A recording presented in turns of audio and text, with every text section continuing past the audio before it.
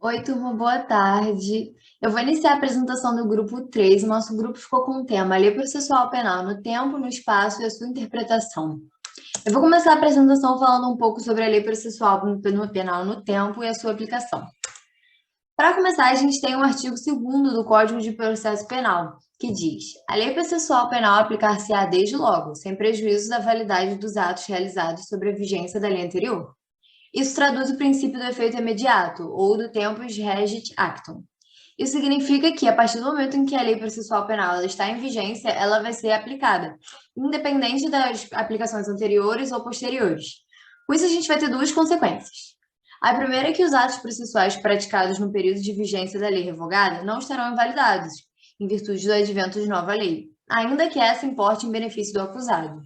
Ou seja, diferente do direito penal, que retroage, a lei penal, ela retroage para benefício do acusado, caso, durante o curso do processo penal, ela venha a ser modificada, ela pode sim retroagir para que ele seja beneficiado, a lei processual não.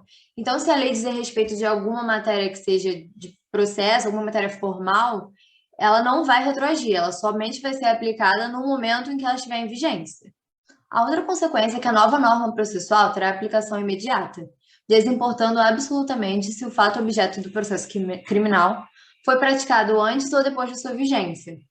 Ou seja, caso o ato tenha sido praticado muito antes do processo e em época estivesse em voga uma lei processual penal que fosse mais interessante para o acusado, que beneficiasse o acusado. Da mesma forma, ela não vai ser aplicada. Isso porque no nosso processo a gente divide o processo em fases distintas, e nós utilizamos a teoria dos atos processuais. É quando uma nova lei processual ela entra em vigência durante o curso de um processo criminal, nós temos algumas opções. A primeira opção seria como o processo ele foi instaurado antes da vigência da nova lei, ele poderia não ser aplicado até o finalizar o processo. A outra opção seria dividir o processo em fases processuais. Em cada fase seria aplicada a lei que tivesse em vigência.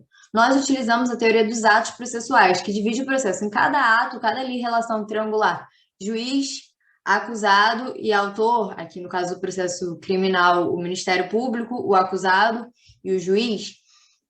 Cada ato processual ele vai importar na lei processual penal que estiver em vigência, que estiver em voga em época independente da fase processual, de se quando iniciou a fase processual estava em voga a outra, não. Se ela estiver em vigência, ela vai ser aplicada. E agora nós podemos dividir as normas na natureza, por sua natureza. Para começar, não importa muito se a norma ela está, quer dizer, importa. Mas para definir a sua natureza, não importa onde ela está localizada. Se ela está localizada, por exemplo, num diploma de processo, ou se ela está localizada no diploma que seja material, isso não importa. O que importa é a natureza daquele dispositivo. As normas processuais, em sua natureza, elas regulamentam aspectos relacionados ao procedimento ou à forma dos atos processuais. Essas normas processuais, elas possuem aplicação imediata. Já as normas materiais, elas visam assegurar direitos e garantias. Essas normas materiais, sim, podem ter a sua aplicação mitigada conforme os efeitos, conforme o benefício que usaria o réu ou não. Elas podem, sim, retroagir para que beneficie o réu. Como eu disse, não importa muito aonde que as normas estejam localizadas, e sim a sua natureza. A gente tem as normas de natureza heterotópicas. O que elas são? Elas são normas que possuem conteúdos de determinada natureza, mas que estão localizadas em diplomas de natureza distinta.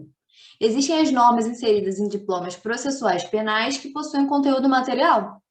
Essas normas, mesmo que elas se localizem dentro do Código de Processo Penal, por exemplo, elas vão retroagir para beneficiar o réu, porque independente da sua localidade, elas tratam de direitos e garantias e não de formas do processo. Já as outras normas heterotópicas são as normas inseridas em diplomas materiais que possuem conteúdo processual. Elas se regem, então, pelo critério do tempus regit actum. Elas vão ser aplicadas no momento em que elas estiverem em vigência e não retroagir ou continuar agindo mesmo após a sua revogação, caso elas venham a beneficiar o réu. Com isso, a gente tem um julgamento do STF que fala justamente sobre isso. Eu vou ler para vocês a ementa. Penal, processo penal, juizados especiais, eu vou ler a parte que está sublinhada. Em se tratando de normas de natureza processual, a exceção estabelecida por lei à regra geral contida no artigo 2 do CPP, que foi aquilo que eu falei sobre, né, as normas terem aplicabilidade imediata, não padece de vício de inconstitucionalidade, ou seja, essa exceção ao princípio da aplicação imediata não é inconstitucional. Contudo, as normas de direito penal que têm um conteúdo mais benéfico aos réus devem retroagir para beneficiá-los, à luz do que determina o artigo 15 da Constituição Federal. Ou seja, 15 não, desculpa, 40 da Constituição Federal. Ou seja, elas vão retroagir se tratarem de dispositivos materiais. Se não se tratar de um conteúdo formal, elas não vão retroagir. Nós também temos as normas híbridas, que são as normas que apresentam uma duplicidade de conteúdo, possuindo tanto o conteúdo processual quanto o conteúdo material, isso dentro do mesmo dispositivo, dentro do mesmo inciso. Então, como vai ser a aplicabilidade no tempo dessas normas? A primeira corrente é que é possível a cisão da norma, ou seja, a gente pegaria dentro de um mesmo dispositivo a parte que diz respeito a um conteúdo mais processual e nós aplicaríamos de forma imediata, e a parte que diz respeito a um conteúdo mais material, que trata de direitos, trata de garantias, ela vai retroagir caso ela venha beneficiar o réu. Essa primeira corrente, ela não é muito utilizada, ela não é utilizada aqui no Brasil. Nós seguimos a segunda corrente, em que não se admite cisão da norma em regra de direito material e regra de direito processual. Ou seja, analisando a norma, analisando essa duplicidade de conteúdo, caso a parte da norma que trata de direitos e garantias, que trata de direito material, ela venha a não beneficiar o réu, ela seja maléfica para o réu, tanto a parte de direito material quanto a parte de direito processual, nenhuma das duas vão poder ser aplicadas. A norma, de uma forma geral, ela não vai poder ser aplicada, porque isso implicaria em malefício ao réu. A gente tem um julgamento do FCJ de um artigo, do artigo 366 do Código de Processo Penal, que é uma norma híbrida. Diz assim: se o acusado, citado por edital, não comparecer nem constituir advogado, ficarão suspensos o processo e o curso do prazo prescricional, podendo o juiz determinar a produção antecipada de prova consideradas urgentes e, se for o caso, decretar prisão preventiva, nos termos dispostos do artigo 312. Ou seja, essa norma ela trata tanto de direitos e garantias, falando de prazo prescricional, isso seria um malefício, isso não seria bom, né, para o preso antes dessa norma, mas também trata de regras processuais, que teriam aplicabilidade imediata. O STJ ele julgou um caso em que teria aplicabilidade dessa norma, não aplicando, justamente porque ela seria maléfica ao acusado. Eu vou ler a parte que diz respeito a isso.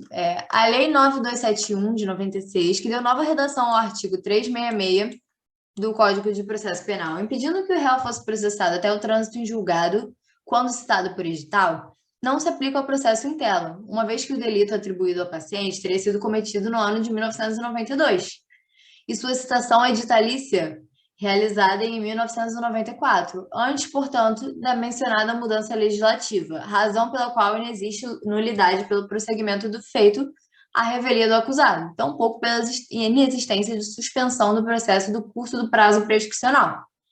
Tendo em conta que a Lei 9.271 de 96 possui conteúdo misto, uma vez que trata da suspensão tanto do prazo prescricional, que é a matéria penal, quanto do processo, que aí é a matéria processual penal, a jurisprudência pacificou-se no sentido de que não pode ela retroagir, só sendo aplicada aos fatos criminosos cometidos após sua vigência. Ou seja, nesse caso, ela não vai poder retroagir, ela não vai poder ser aplicada, no caso, porque isso implicaria em um malefício, não seria benéfico ao réu. E, bem, só para finalizar essa parte de quanto à aplicação da lei processual penal no tempo, a gente tem dois conceitos muito importantes, da atividade e da extratividade. Como eu disse, a lei processual penal ela é aplicada enquanto ela está em atividade, enquanto ela está em vigência. Então, no momento da sua atividade, é o período de vigência da lei, em que ela alcança todos os seus efeitos. A extratividade seria o período de vigência, seria o período de aplicabilidade da lei quando ela não está em vigência. Isso pode ser por retroatividade, ou seja, no período antes da sua entrada em vigor, ou por ultratividade. Ela vai ter incidência mesmo depois da sua revogação. Então, esse segundo caso de retroatividade, a gente tem o direito penal material, ele vai ser aplicado dessa forma. Já durante a atividade, a lei processual penal será aplicada somente no período de atividade. Bem, é isso a parte sobre lei processual penal no tempo.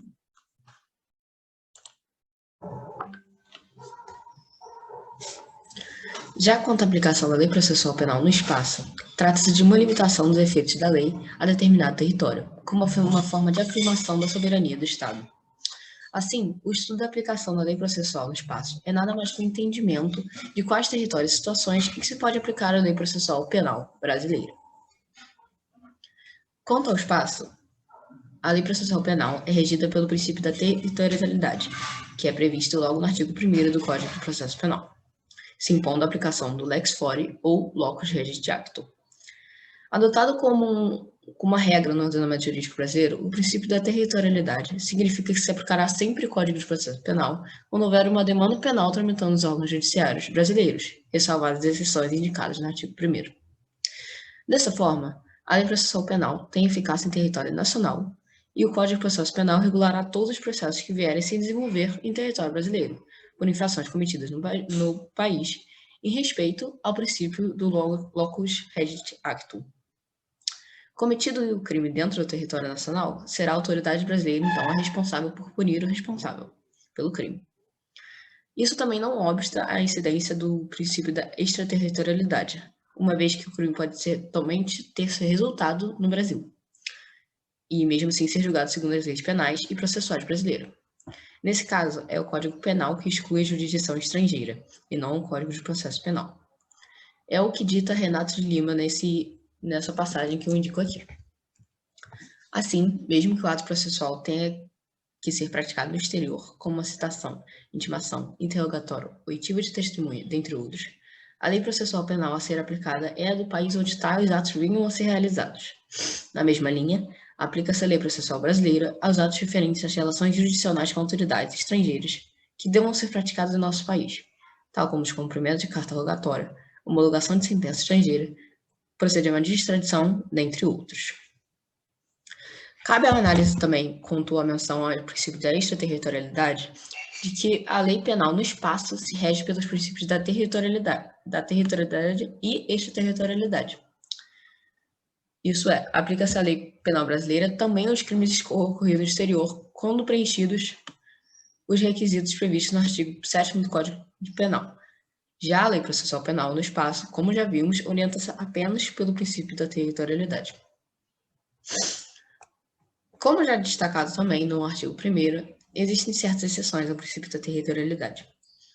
O primeiro delas está no inciso 1º, que diz quanto aos possíveis tratados, convenções e regras de direito internacional adotadas pelo Brasil, que, portanto, em casos específicos, levarão ao afastamento da aplicação do Código de Processo Penal brasileiro.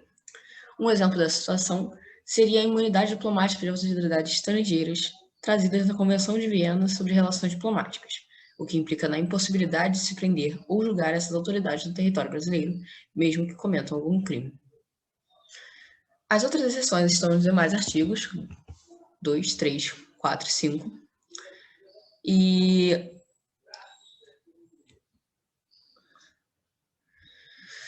se dão devido à existência de lei especial regulando matéria, além do Código de Processo Penal. Isso pois, de acordo com o princípio da especialidade, a lei especial deve sempre ser aplicada em detrimento da geral, de forma que, por esses casos abordados nos incisos 2, 3, 4 e 5, eles apresentam lei específica que os rege e o Código de Processo Penal terá uma aplicação apenas subsidiária. Nos crimes de responsabilidade, indicados no inciso 2º, um exemplo seria o processo de impeachment, onde há uma aplicação direta, não a aplicação direta do Código de Processo Penal, mas sim das normas da Constituição Federal e da Lei 1079 de 1950, que trata das regras do impeachment. Já no inciso 3º seria o caso de uma legislação específica que prevê procedimento diverso daquele estabelecido pelo Código de Processo Penal. Por exemplo, os crimes militares, aos quais se aplica o Código de Processo Penal Militar, ou os crimes eleitorais, aos quais se aplica o Código Eleitoral. No inciso 4º, tratam-se os processos de competência do Tribunal Especial. Isso pois na existência sistemática original do Código de Processo Penal, que quando foi promulgado em 1942, existia um Tribunal de Segurança Nacional, que possuía competência para julgar os crimes que atentassem contra a existência, segurança e integridade do Estado e contra a economia popular. Com a promulgação da Constituição de 1946, o tribunal parou de existir e o inciso 4º desse artigo 1º do Código de Processo Penal não é mais aplicado. Atualmente, os crimes contra a segurança nacional estão previstos na Lei 7.170, de 1983, e a Justiça Federal é competente para julgar seu julgamento, para fazer seu julgamento. Pelo inciso 5º, anterior à Constituição de 1988, os crimes de imprensa eram previstos pela Lei 5.250, de 1967, que não foi recepcionada pela atual Constituição, conforme a decisão do STF na ADPF 130, de 2009. Então, o inciso 5º também não é mais aplicado, assim como o inciso 4º. Além das situações previstas no artigo, a doutrina também destaca outras 3 exceções ao princípio da territorialidade. Quais são? A questão do territórios nulos, que trata-se das vulgarmente chamadas terras de ninguém, já que não pertence a nenhum país de jurisdição. Então, não teria jurisdição estrangeira em tal tipo de território, por isso a Lei Processual Penal brasileira poderia ser aplicada. Outra situação é a expressa autorização de Estado estrangeiro. O Estado estrangeiro exerce jurisdição sobre o seu próprio conveniente, e caso determine que a Lei Processual brasileira deve ser lá aplicada, o Brasil poderá extravasar a sua área de aplicação de sua Lei Processual brasileira e recepcionar esse outro território que autorizou. Outra situação é a guerra e invasão, que em situações de guerra, caso o Brasil invada um determinado território ou ocupe, poderá exercer jurisdição processual penal sobre esse território. Assim, em conclusão, salvo as exceções indicadas aqui, tanto no artigo 1º como pela doutrina, o Código de Processo Penal aplica-se aos processos criminais que tramitam no país, em regra, normalmente decorrente de crime também aqui praticados. Como já falamos, existem exceções. Para o direito penal, considera-se praticado no território brasileiro o crime cuja ação ou omissão, ou cujo resultado, em todo ou em parte, ocorreu em território nacional, conforme o artigo 6º do Código de Processo Civil. Para tais fins, inclui-se como extensão território nacional também as embarcações e aeronaves públicas ou a serviço do governo brasileiro, onde quer que se encontrem, e as embarcações e aeronaves particulares que se acharem em espaço aéreo ou marítimo, ou em alto mar, ou em espaço correspondente.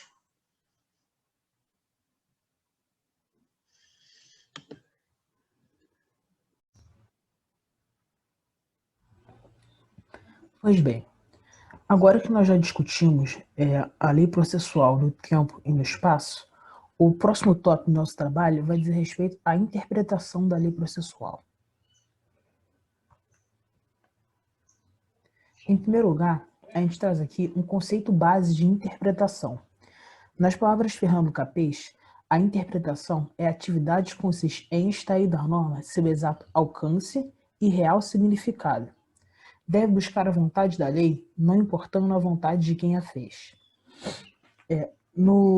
Na lei de introdução às normas do direito brasileiro, a interpretação ela pode ser percebida no artigo 5º, que fala que na aplicação da lei, o juiz atenderá aos fins sociais a que ela se dirige e às exigências do bem comum, ou seja, ela pode ser considerada a previsão da necessidade de interpretação da lei. Na lei processual, a gente tem logo no artigo 3º do CPP a seguinte disposição: a lei processual penal admitirá interpretação extensiva e aplicação analógica, bem como o suplemento dos princípios gerais do direito. Então a gente vê logo nesse artigo 3º 3 tópicos de estudo que podem ser, por razões didáticas, observados de uma forma separada: a interpretação extensiva, a aplicação analógica e o suplemento dos princípios gerais do direito. Em relação à interpretação extensiva, para começar a entender essa espécie de interpretação, a gente tem que entender que ela é uma espécie do gênero de interpretação quanto ao resultado. De forma clássica, a doutrina costuma separar 3 espécies de interpretação quanto ao resultado: a interpretação declarativa, a restritiva e a extensiva.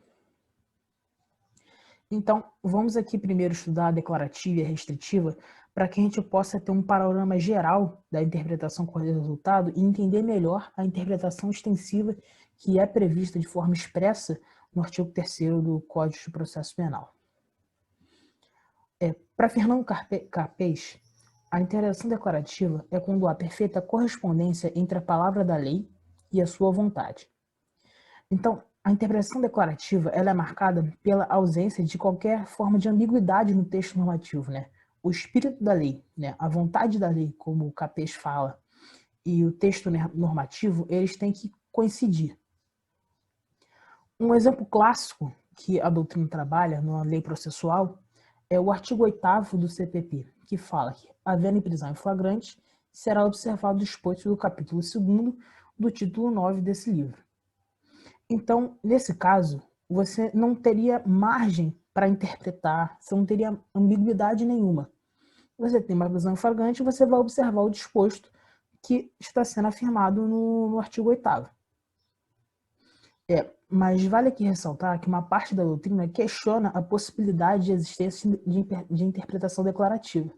Considera que qualquer interpretação declarativa, no fundo, poderia ser uma interpretação restritiva, porque você está restringindo o seu significado ao mínimo possível que a gramática permite. Então, para isso, para entender melhor essa observação, vamos estudar a interpretação restritiva. O conceito por Fernando Capês é: quando a letra escrita da lei foi além da sua vontade, a lei disse mais do que queria, é por isso que a interpretação é restringir o seu significado. Essa seria a definição dele, o conceito dele para a interpretação restritiva. A interpretação restritiva, então, ela entende que existe uma ambiguidade no texto normativo. O espírito da lei e o texto normativo, eles não coincidem. Então, você vai ter que interpretar algo além da literalidade, além da gramática.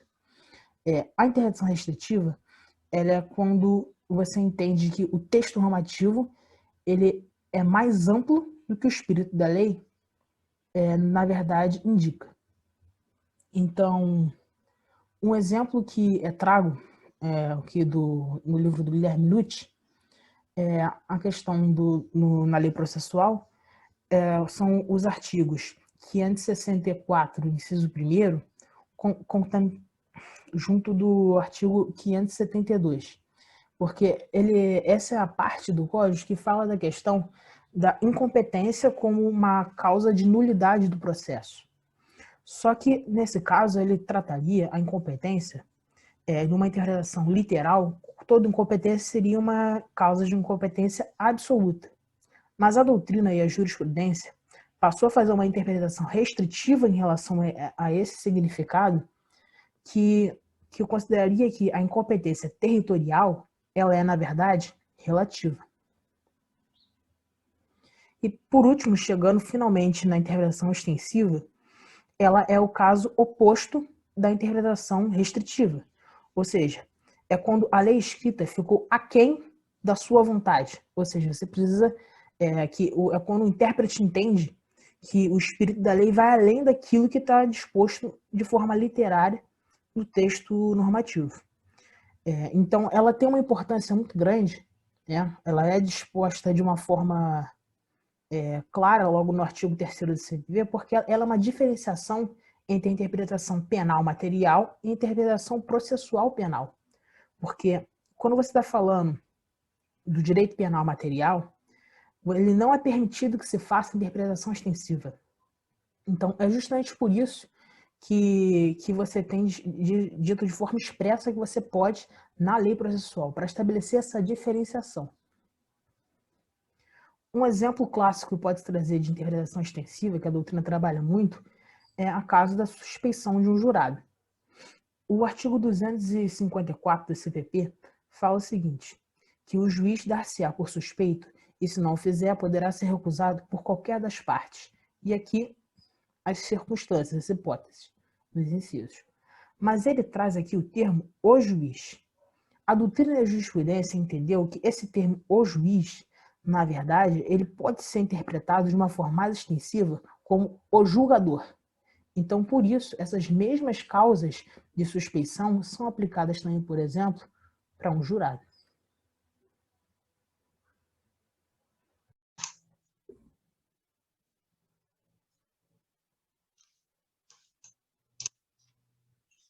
Bom, eu vou falar um pouco sobre a questão da aplicação analógica das leis processuais penais, o conceito, o fundamento, algumas distinções formais. E, bom, vamos lá. Na verdade, a aplicação analógica nada mais é do que uma atividade que consiste em aplicar a uma hipótese que não seja regulada pela lei uma disposição relativa a um caso semelhante. Então, basicamente, ela consiste em estender a um caso não previsto aquilo que o legislador previu para outro caso, desde que em igualdade de condições. Então, dessa forma, a aplicação analógica ela vai servir para suprir a lacuna dos textos. O intérprete do direito ele vai operar somente dedutivamente, e as analogias têm por base uma indução incompleta, como diria Carlos Maximiliano. Na verdade, o processo analógico ele não vai criar um direito novo, ele vai somente descobrir o que já existe, o que integra uma norma estabelecida com base no princípio fundamental, como é um caso previsto pelo legislador que foi patenteado pela vida social. Então, o magistrado, quando ele recorrer à analogia, ele vai não agir livremente, mas ele vai sempre desenvolver preceitos latentes que se acham no sistema jurídico em vigor. Trata-se de reproduzir, então, uma ideia essencial de um preceito formulado para casos semelhantes e que sejam sempre harmonizados. Tratando do fundamento da aplicação analógica, a gente percebe que o seu fundamento se baseia na ideia de que jamais seria possível ao ordenamento jurídico, qualquer um que seja, estabelecer uma previsão normativa que disciplinasse e esgotasse cada uma das ações humanas, porque as ações humanas elas são infinitas e se renovam com o passar do tempo. Então, o seu fundamento se baseia na ideia do ubi idem ratio, ubi idem ius, ou seja, onde há a mesma razão, aplica-se o mesmo direito. Portanto, para que a conclusão oriunda da aplicação analógica ela seja válida, ou seja, para nós podermos ter uma atribuição ao caso não regulamentado, as mesmas consequências jurídicas atribuídas ao caso regulamentado semelhante, seria necessário que a semelhança existente entre ambos fosse não uma semelhança qualquer, mas, na verdade, fosse uma semelhança relevante, não uma semelhança genérica. A identidade na razão pela qual o legislador atribuiu ao caso regulamentado aquelas e não outras consequências. Só assim seria possível a aplicação analógica. Segundo a doutrina, a aplicação analógica ela tem a natureza jurídica não de uma interpretação, mas de uma forma de autointegração da lei, uma forma de supressão das lacunas, como eu havia dito anteriormente. Tratando especificamente da aplicação, é preciso uma distinção aqui formal. Na verdade, uma distinção entre interpretação extensiva e interpretação analógica. É importante não se confundir esses dois termos para entender a aplicação analógica, porque na interpretação extensiva existe uma norma reguladora do caso concreto, mas essa não menciona expressamente a sua eficácia. Quer dizer, é, portanto, a própria norma do fato que ela se aplica. Há apenas o alargamento do alcance da regra dada. Assim, faz-se que a redefinição de um conceito ampliando. Na interpretação extensiva, existe uma norma que regula o caso concreto, porém sua eficácia é limitada a outra hipótese, razão pela qual é necessário ampliar seu escopo de interpretação. Na analogia, não existe uma norma regulamentadora do caso concreto, devendo sempre ser aplicada a norma que trata da hipótese semelhante, ou seja, há para o caso não regulado a criação de uma nova norma jurídica. É o que ocorre, por exemplo, com o prazo prescricional para apuração de falta grave cometido por apenado no curso da execução da pena. Como não existe previsão específica na Lei de Execução Penal, a Lei 7.210, de 84, se esmentou sua jurisprudência no sentido de que deve ser aplicado por analogia o prazo do artigo 109 do Código Penal, com a incidência do menor lapso previsto, atualmente 3 anos, conforme dispõe o inciso 6º do aludido artigo. Portanto, a interpretação extensiva ela se atém somente ao conhecimento de uma regra geral em sua particularidade, em face de outro querer jurídico, ao passo que a analogia se ocupa com a semelhança entre duas questões de direito. Enquanto na analogia há um pensamento fundamental em dois casos concretos, Na interpretação, há uma ideia estendida, desenvolvida até compreender o rol do fato, abrangido por ela de maneira implícita, sempre. Por fim, com relação à norma processual, especificamente como a norma processual trata da aplicação analógica, a gente vê que o ordenamento jurídico ele admite o emprego dessa analogia, bem como o suplemento dos princípios gerais de direito, como foi explicado pelo Lucas. São postulados éticos de determinado povo extraídos do ordenamento jurídico em geral, ou seja, são fontes suplementares da lei processual. Bem, essa foi a minha parte. Muito obrigado.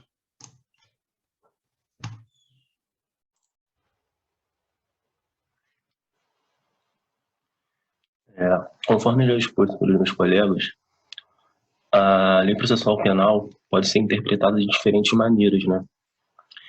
E existem alguns tipos de interpretações que, desde que não sejam atribuído à situação fática um caráter mais gravoso, um caráter mais incriminador, a lei processual penal acaba por admitir esse tipo de interpretações.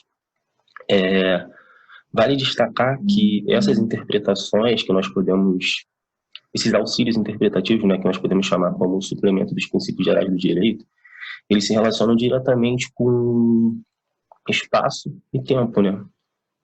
Devido a esses suplementos se estarem presentes em determinados territórios, em determinadas épocas, conforme eu vou falar posteriormente.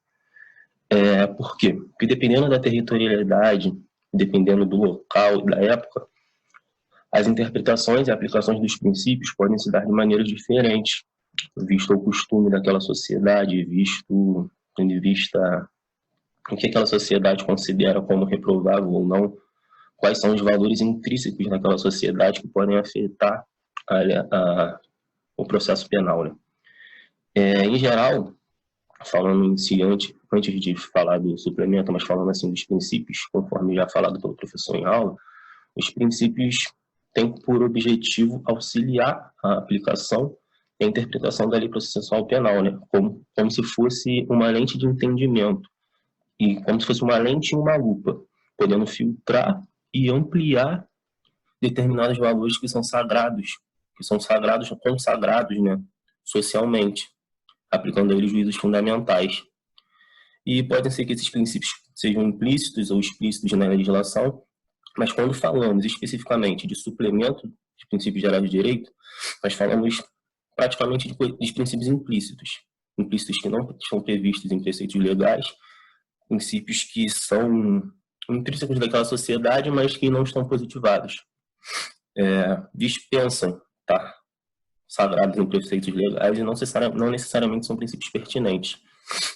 Então, para iniciar, né, vou começar a falar que esse suplemento interpretativo, pode se dar quanto à forma ou quanto ao órgão pessoa qualificada. Qual seriam essas distinções? Quanto ao órgão pessoa qualificada, a gente fala da interpretação no tocante ao órgão elaborador da norma, que, segundo Guilherme de Souza Nutt, esse tipo de interpretação pode ser considerado uma interpretação autêntica, visto representar a leal intenção do legislador na aplicação daquela norma processual. E quando a gente fala da aplicação do entendimento do legislador e a intenção do legislador, a gente pode considerar que essa norma está sendo satisfeita na sua plenitude, tendo sua aplicação plenamente concreta.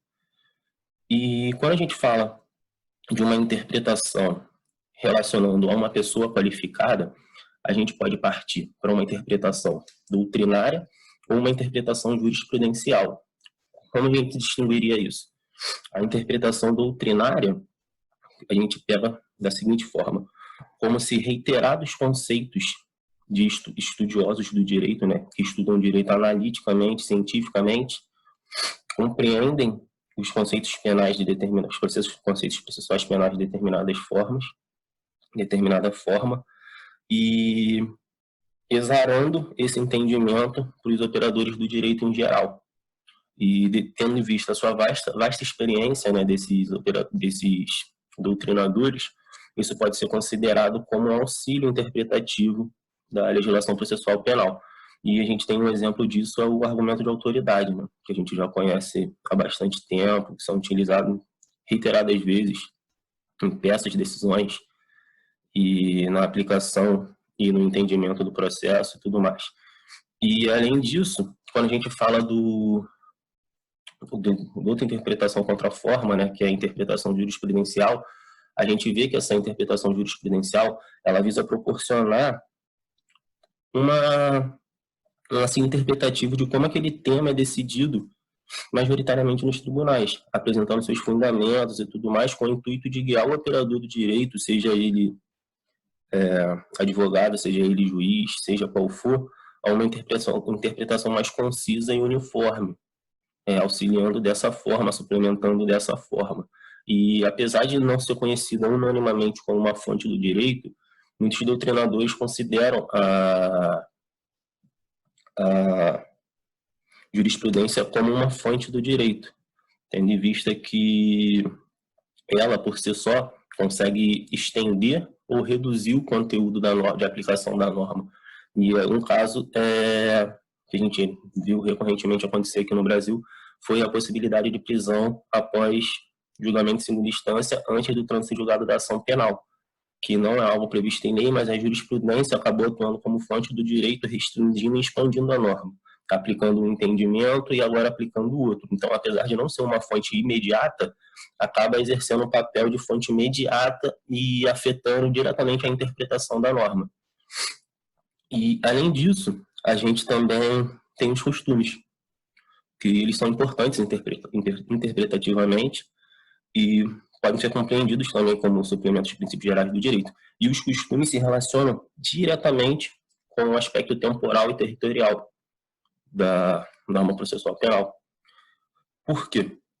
Porque eles se relacionam com aquela sociedade, né? O doutrinador, né, já falecido, Magalhães Noronha, considerava também o costume como uma fonte imediata do direito, e para ele, seguindo o entendimento de César Beccaria, defendia que o costume era o legislador ordinário dos povos, né? Era o primeiro legislador ordinário dos povos, porque através dos costumes se formava todo direito penal, todo processo penal, antes mesmo da codificação.